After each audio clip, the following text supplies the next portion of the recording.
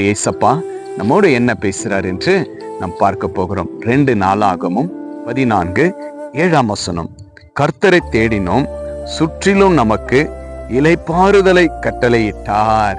பிரியமான தேவச்சனமே, இஸ்ரவேல் ஜனங்க ராஜாக்கள் கர்த்தரை தேடும் பொழுது சுற்றிலும் அவங்களுக்கு பாதுகாப்பை கொடுத்து இளைப்பாறுதலை கர்த்தர் கொடுத்தார். அவங்க எங்க போனாலும் நிம்மதி இல்லாம இருந்தது. அவங்க நடக்கும் பொழுது போராட்டம், தூங்கும் பொழுது போராட்டம், இப்படி அநேக போராட்டங்கள் யுத்தங்கள் காணப்படும் பொழுது கர்த்தரை தேடினாங்க. கர்த்தர் நல்ல ஒரு ஆசீர்வாதமான இளைப்பாறுதலை கர்த்தர் ஆசீர்வாதமாய் கொடுத்தார். இன்றைக்கு உங்களுடைய தேவைகளுக்கு, உங்களுடைய யுத்தத்துக்கு யாரை தேடி போய் கொண்டிருக்கிறீங்க? மனுஷரையா? ஏமாற்றத்தை காண்போம். தேவன் இயேசு கிறிஸ்துவை நீங்கள் தேடும் பொழுது நிச்சயமாகவே உங்களுக்கு ஒரு யுத்தத்துல கர்த்தர் வெற்றியை காண கிருபை தருவார். இன்றைக்கே விசுவாசிங்க தேவ பிள்ளைகளே. அநேகரை நம்பி போய் நான் ஏமாறந்தேன், அநேகரை நம்பி போய் நான் தோல்வியை கண்டேன்.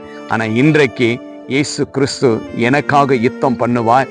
என் வாழ்க்கையில் இருக்கிற யுத்தத்தை ஆண்டவர் முடிப்பார். எனக்கு விரோதமா எழும்புகிற எல்லா காரியங்களும் ஆண்டவர் பார்த்து என்னை ஆசீர்வதித்து உயர்த்துவார் என்று இன்றைக்கு விசுவாசிங்க. கர்த்தர் நிச்சயமாகவே உங்களுக்காகவே யுத்தம் பண்ணுவார்.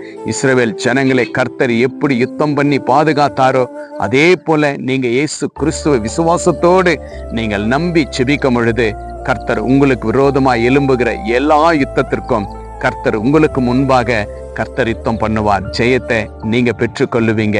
உங்க குடும்பத்தோடு நீங்க சந்தோஷமா இருக்க கர்த்தர் ஆசீர்வாதத்தை பெருகச் செய்வார். இன்றைய விசுவாசிங்க தேவ பிள்ளைகளே.